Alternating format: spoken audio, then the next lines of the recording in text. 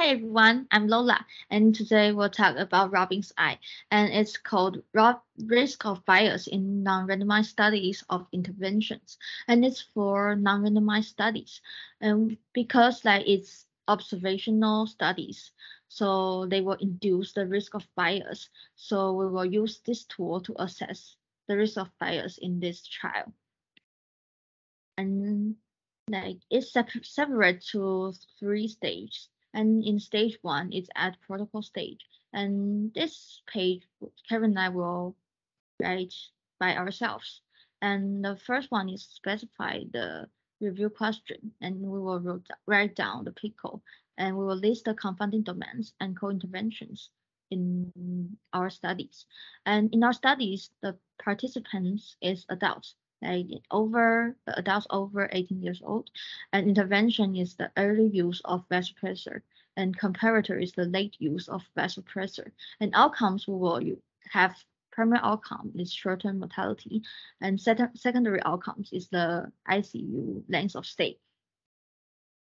And in the next stage, stage two, is for each study, and we need to specify a target randomized trial specific to a study. In this part, we will refer to such a hypothetical randomized trial, and we will call it target randomized trial.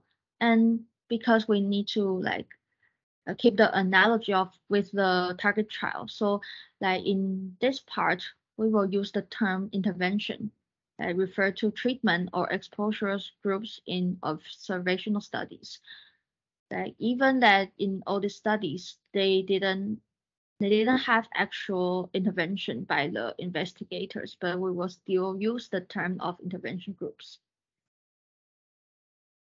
And we will choose the design of the target randomized trial.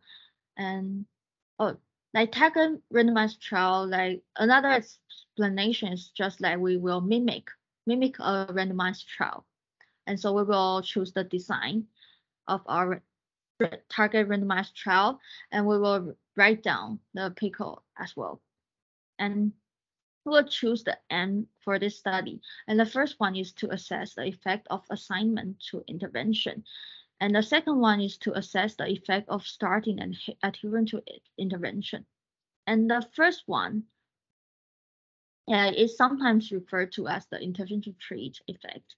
And the second one is sometimes referred to as the per protocol effect. And in the detailed guidance of Robbins eye, it has the example is that if we want to inform a health policy question about whether to recommend an intervention in a particular health system, that we will probably estimate the first one. And if we want to inform a care decision by an individual patient, then maybe we will use the estimate the second one. And we will also specify the outcome and the numerical result that it will mention in the studies. Maybe it's in a table or figure or a paragraph, something. So we will find out the numerical result in the studies. And next part we will write down the confounding domains and the co-intervention. And for example, a confounding domain is a pre-intervention prognostic factor that predicts whether an intervention receives one or the other intervention of interest. Some example is that maybe comorbidities or the social economic status, like age or body weight, or in our studies, infection source is a confounding domain too. And so the first chart Kevin and I will write by ourselves, and the second part is the confounding domains, maybe is particular in this study, or the study authors identified as important one. So we'll write down the confounding domain and the variable in this domain, or we will talk about the evidence that is the controlling for this variable is unnecessary or necessary, and the validity and reliability. And the second one, the called intervention part, is like as is similar to the first one.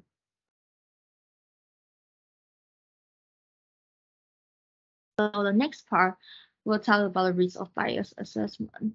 And in Robinson's eye, it has 7 bias domains, and it separates to 3 parts.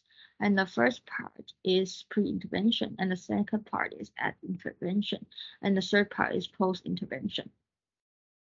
And for in each domains, they will have signaling questions, and for each signaling questions, they have the response options are yes, probably no, no, and no information. And one exception is that in the opening signaling question 1.1, it does not have a no information option. And some questions will not to be answered, and we need to select the not applicable. And if the response is underlined in green, that it means that it's low risk of bias. But if it's in red color, that it means it's markers for risk of bias. And yes and probably yes, the answers of yes and probably yes, or also like for no or probably no, is really similar. And so the distinction between both two like is like to be the former one is you have the firm evidence, and the later one is like a judgment has been made. In the next part, we will talk about the risk of bias assessment, and we think that it's the most important part that we will need to choose the response options for all of these signaling questions to assess the risk of bias in the studies that we extract. And so the first domain, bias domain, is bias due to confounding. And the first signaling question, 1.1, the question is there potential for confounding of the effect of intervention in this study? And so if we choose no or probably no to this question, it means that there's no, the confounding factors that are very unlikely to influence the studies. And so it means that it is equivalent to a fully randomized trial. But that we all know that it's really in rare situation that it can happen.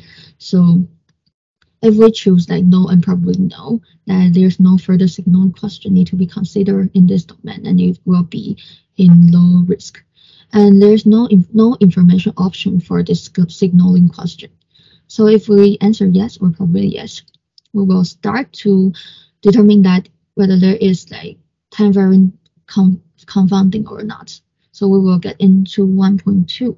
And when the question 1.2 is that was the analysis based on splitting participants follow-up time according to intervention received.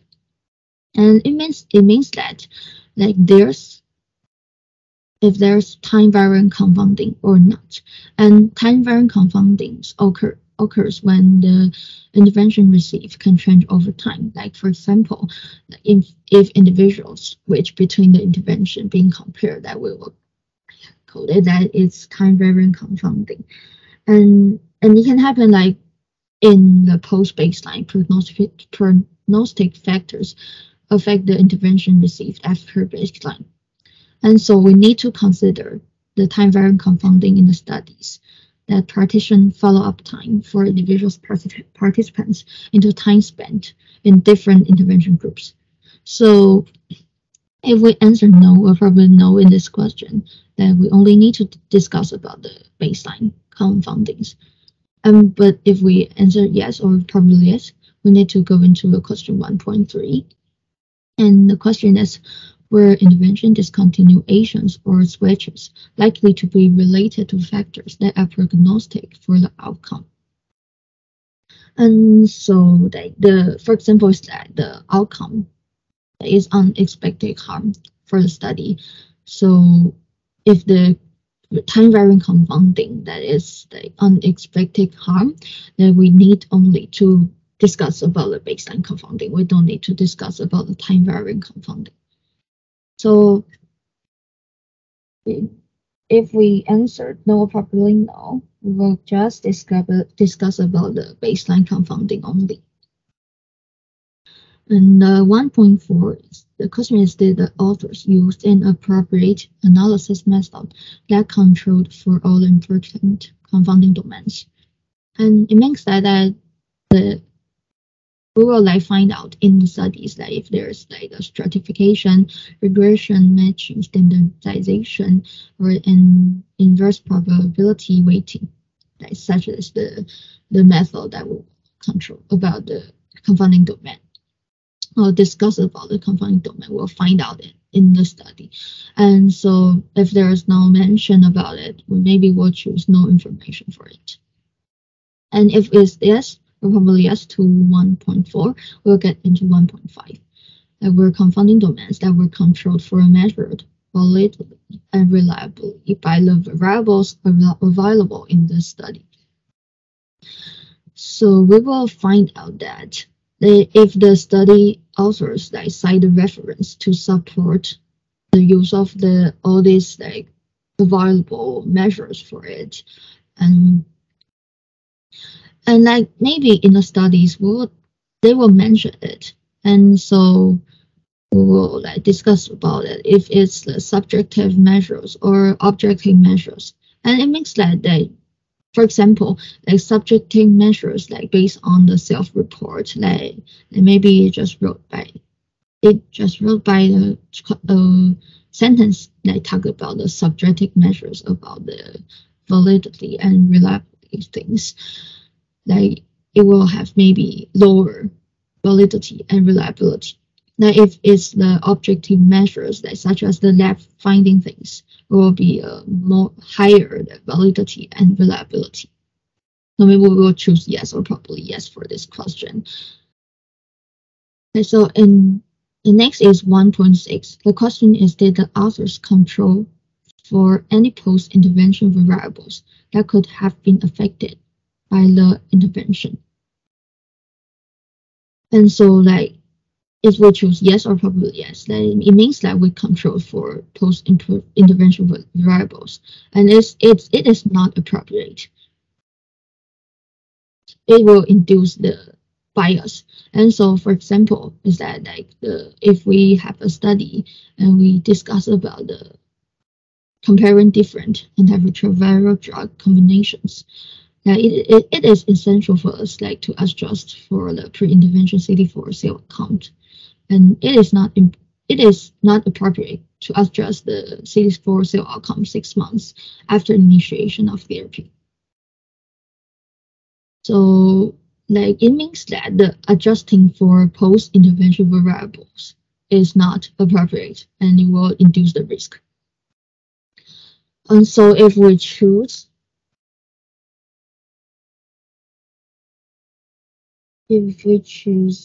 yes or probably yes in 1.3, then we will go into the question 1.7 and 1.8, and I will discuss about the baseline and time varying confounding. And in 1.7, did the authors use an appropriate analysis method that controlled for all the important confounding domains and for time varying confounding? And this is similar to question 1.4, but different that some standard regression models include the time updated confounder things that it may be a problem to assess the time varying confounding. So the appropriate methods that maybe, for example, the inverse probability weighting method is appropriate, but if the models include the time things, it's not appropriate. And in question 1.8, if we answer yes or probably is yes to 1.7, we'll go into question 1.8, and it's where confounding domains that were controlled for measured validity, validly and reliably by the variables available in this study, and it's just the same question as 1.5. So after we answered all these sigmoid questions for the first domain, And we will see table B to choose that if this one, the risk of bias judgment is low, moderate, serious, critical, or no information.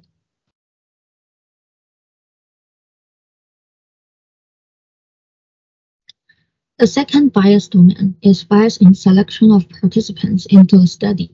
And the signaling question 2.1, the question is, was selection of participants into the study or into the analysis based on participant characteristics observed after the start of intervention?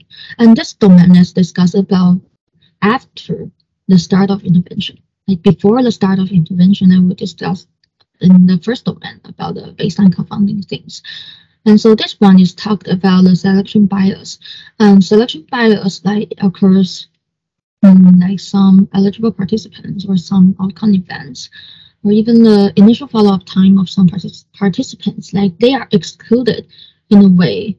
And this will lead to the association, like lead to and make the difference between the association between intervention and outcome, and the association that would have been observed in the target trial. So this one is called the selection bias. And so if we answer no or probably no to 2.1, we will go to 2.4. And if we answered, if we're not answered no or probably no, we will go to 2.2 and 2.3. And question 2.2 and 2.3, they discuss about where the post-intervention variables that influenced selection likely to be associated with intervention. And 2.2 is likely to be influenced by the outcome or a cause of the outcome. So this one is talking about, like, we know there's selection bias in the study. And so we will talk about like if it's like related to both intervention or related to both intervention and outcome. And so we will have the example, like for example, like if we have a study, like they may talk about the increased risk of venous thromboembolism and under the use of NOAC and between the use of the older agents. And users of the NOAC has started treatment more recently than users of older agents. But the risk of venous thromboembolism is greatest early in the course of treatment. So like in this case, like the post-intervention variables that influence the selection, and this kind of selection that they associated with the intervention and outcome both. So like if we answer no and probably no to 2.1, we'll go to 2.4. So the question is, do start of follow-up and start of intervention coincide for most participants? And that this one, it means that it's not all of the participants, they are started intervention. They're not followed from the start of the intervention. Like maybe they have experienced the outcome before, soon after the intervention, but because they are not like follow up from the start of intervention, so we miss that outcome in our studies. So like what's the timing like this situation will happen is like that it's not new case. Like the case is not new case, it's a prevalent case. So we're not follow up the case from the beginning of the intervention use. So maybe we will miss the data. So if we answer yes or probably yes in 2.2 and 2.3, or we answer no or probably no to 2.4, and there's not is like put in the risk part, we will answer the 2.5 signaling question. And the question is, were adjustment techniques used that are likely to correct from the presence of selection bias? And so like maybe we will find out in a study, and maybe the study will use like some inverse probability weights, and maybe they can just remove the selection bias out, or like they will make a model to produce the missing outcome or missing data we we have. So like we will find out it in the study. But like the paper just said that like such methods are really loose. So like this question we will actually like usually will be no. And so like this one is the second domain. And after we like choose all of these answers, like we will you see table B to write down if it's low, moderate, serious, critical, or no information about the risk of bias.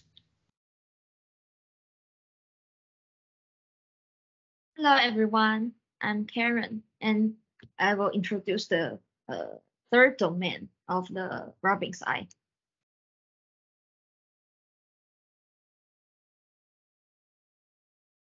Okay, and the third domain is about the bias in classification of interventions, and 3.1 is where intervention groups clearly defined, and it means that if the intervention group is well defined and is separate into two different levels. The first one is individual level, and includes like the type, setting, dose, frequency, intensity, and the timing of intervention, and it should be clear and explicit, and we can choose the yes or probably yes. And the second level is population level, is such as like measures to control air pollution, and like this kind of level, it almost will be like the population will be clearly defined, so the answer is usually likely to be yes. And 3.2 is was the information used to define intervention groups recorded at the start of the intervention. And because if the information, when we collect the information about the interventions and is not like as the time start of the intervention, it may be affected by the subsequent outcomes. So if we collect the information at the time initiating the intervention, in which we can avoid this misclassification. So like the population level of interventions we talk about at 3.1, like measures to control air pollution, the answer will be yes too. So if we collect the information at the start of the intervention, the answer will be yes or probably yes. And the 3.3 is, could classification of intervention status have been affected by knowledge of the outcome or risk of the outcome? And it means that if we knew the risk of outcome or we knew the outcome, and we may the classification of intervention may be affected by this knowledge. So if the knowledge affect the classification of intervention, the answer might be yes or probably yes. So this one is the third domain, and according to the options, and we can see table B and decide the risk of bias like as low, moderate, serious, critical, or no information.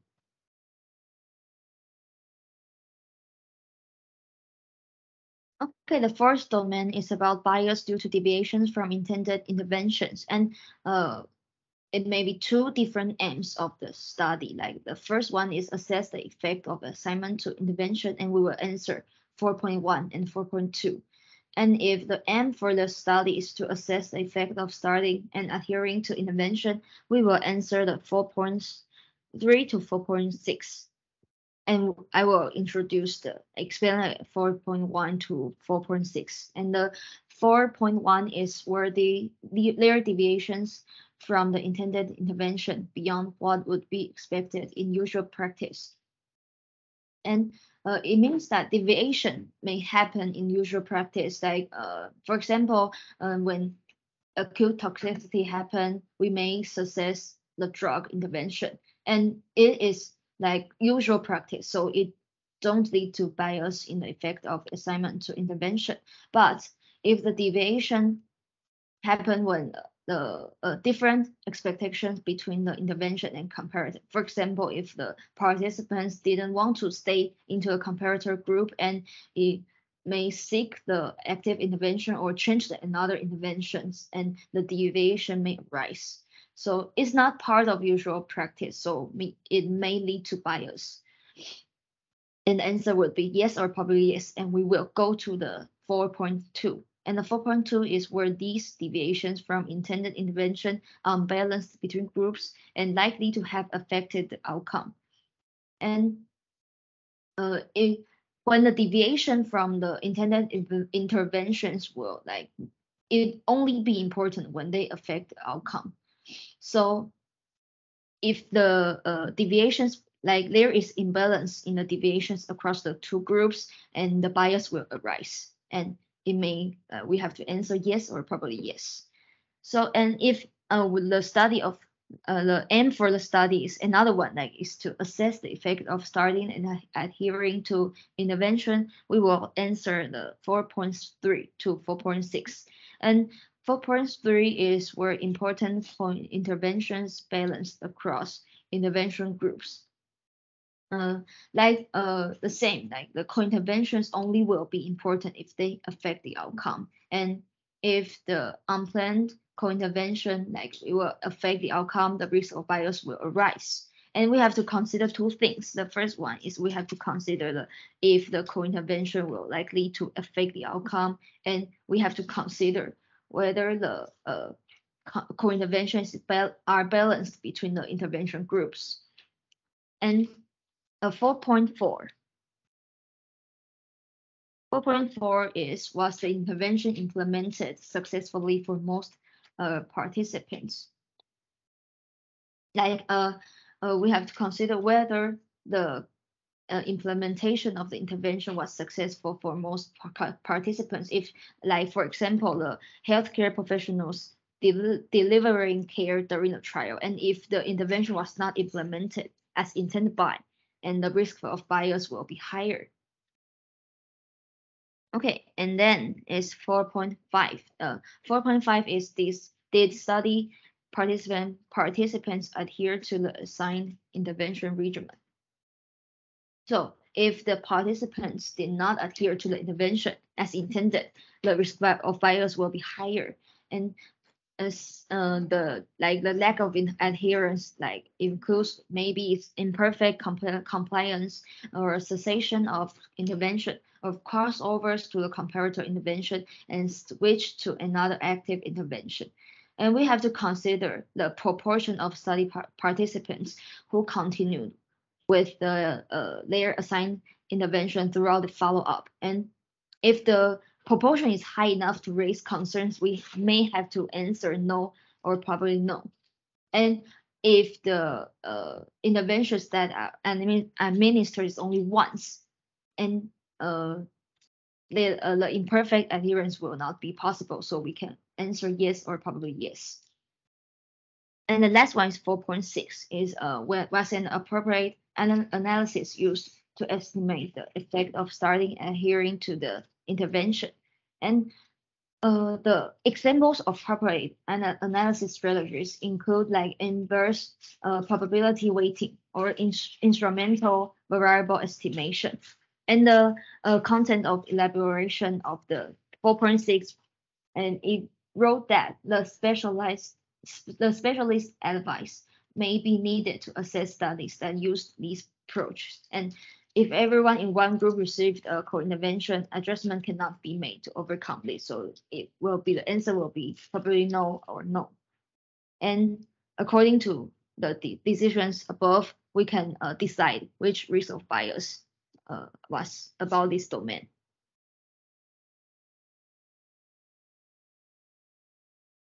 The fifth domain is about bias due to missing data. And 5.1 is where outcome data available for all or nearly all participants. And nearly all means enough to be confident of the findings. And it means we have to have a suitable proportion. It may be from maybe availability of data from 95% or possibly 90% of the participants, and it may be sufficient.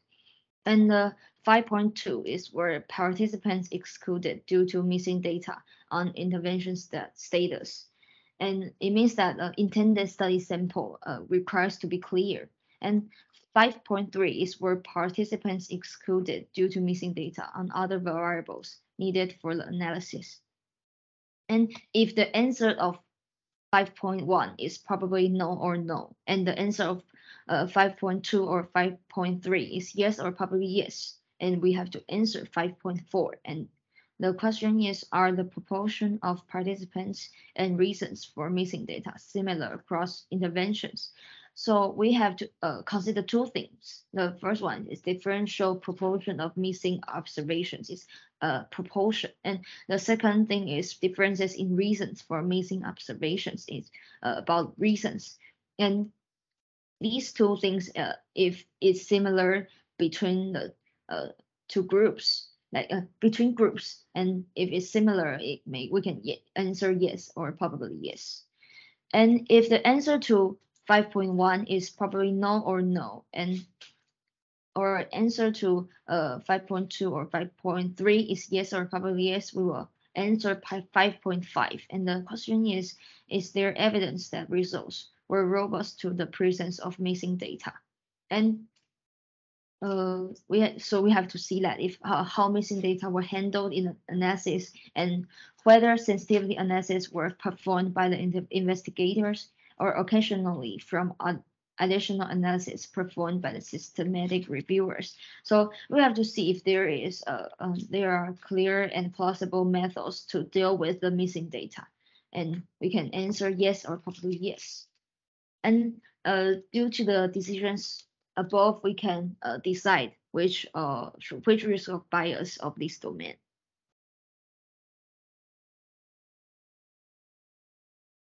The sixth domain is about bias in measurement of outcomes. And 6.1 is, could the outcome measures have been influenced by knowledge of the intervention received? And in like some outcome measures, it can neglect the assessor judgment, such as like all-cause mortality or non-repeatable automated laboratory assessments. And